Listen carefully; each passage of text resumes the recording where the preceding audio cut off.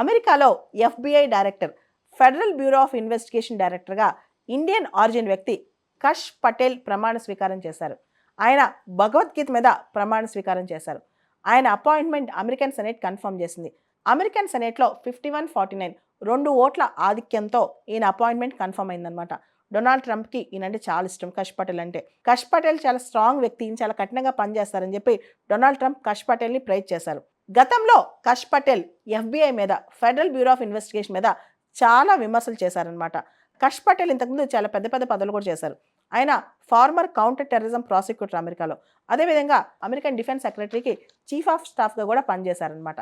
అయితే అమెరికాలో ఎవరైతే డెమోక్రటిక్ పార్టీ లీడర్స్ ఉంటారో వీళ్ళందరికీ ఈయన అపాయింట్మెంట్ నచ్చలేదు. వీళ్ళందరూ ఏమన్నారు తెలుసా?